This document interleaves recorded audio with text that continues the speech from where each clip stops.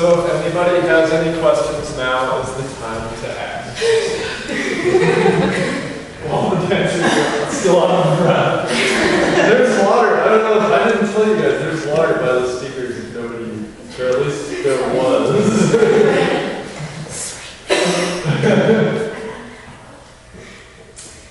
Any questions? Anyone in the dance troupe, we're going to get one of those gold balls. Yeah. Who asked I that? can get gold balls. Hobby Lobby. Okay. Every day. Table decor. I have a question for both Kathleen and Dave. You guys, not only are you both writers, but you're both editors and publishers, and you both started your own presses. I wonder if you can just talk a little bit about those experiences. Just to educate us all on the process. You know, just speak loudly. It's probably doing it longer than I have, and it's probably better at it. Well, first though, just to keep it in order, yeah, I'm a co-founder of Rose Metal Press, which is, I co-founded it with my friend Abby Beckel, who lives in DC, but we both went to Emerson College in Boston together, worked together on editorial stuff. Decided as we were graduating that we wanted to keep working together, and Abby had always wanted to start a press.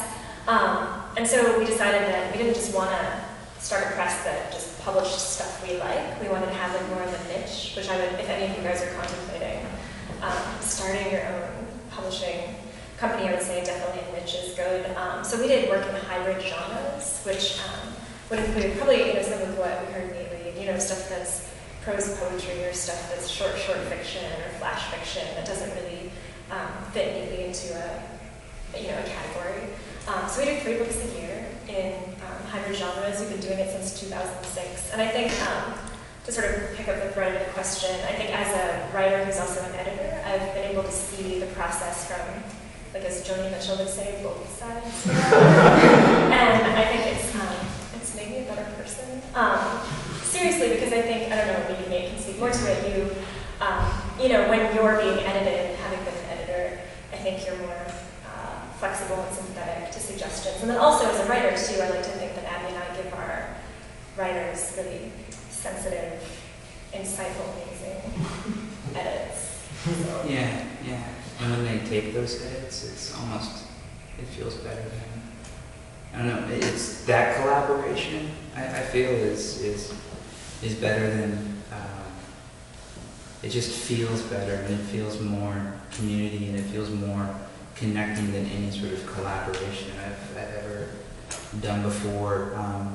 Writers, a lot of them that I've published, I've put out 7. I've only been doing it for a little over a year and a half. I've put out 7 books. I'm going to be putting out about 5 in the next month or 2. Doubling productivity. Yeah, pretty much. Yeah, there's some of the backlog, but I look at it as sort of a collaboration, and that's sort of whatever I would want as a writer. Maybe I would never get it, but I always try to reach out and ask them, what do you want? Sometimes I can't get it done, but I try to make it I put out 2 actual collaborations, so sometimes it's 3 of us all working together, trying to get on the same page, and when things come together, I think it feels better than actually producing anything that you do on your own. So, good answer. I have a question for the dancers. Do you dance with any other props? Oh, Or like the ball, using the ball, like ribbons or Yeah, we mix it up. candles? You know what I mean? Well, I just asked because it seems like you do more of like a lyrical type of dance. So I We wonder. mix it up. Yeah, I'm trying to think of all the things. We use hula hoops. We use hula hoops. Votive candles. Candles, sorry, got done that, and then we changed it to tea lights.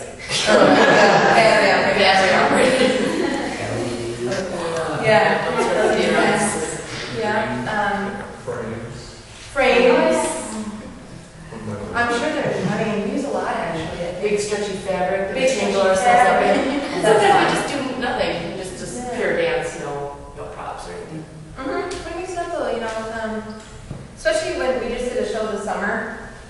and it was all Bjork, so it was times like 20, the show times 20. But we basically, to keep the show, we kind of split it into 3 sections. So the first section we wore these masks and had more of a masquerade feel, kind of mysterious. We also used masks that were painted all crazy, and then the big fabric was in there, the tea things, and then what? Cool balls. And there were different size balls from Hobby Lobby and color. So we have a variety. Yeah, we really mix it up depending on if we're doing a full-length show. Sometimes I like to incorporate things like that to just change up the feel, but then also keep it connected in certain ways. So, yeah. Where can I get more information on class schedules and stuff like that? Right here. I don't think I have anything today, but And Yeah, you guys have unique. on future shows. yeah. Yeah, we have a website. It's Lorenzi Dance is the name of my studio, and then we're like the adult group and teachers, and she's a youngin, although she's Students. yeah, she's a student, but she's an old lady now. Now we told her she's allowed to dance to old ladies. And yeah, we have a website, and it's lorenzidance.com, and it kind of talks about the classes and then also the different companies. So we kind of do our adult thing on our own and incorporate students who are intense into the mix. So yeah, check it out. We can definitely talk about classes. Any other questions? Thank you so much, performers, for coming out here tonight. Thank you.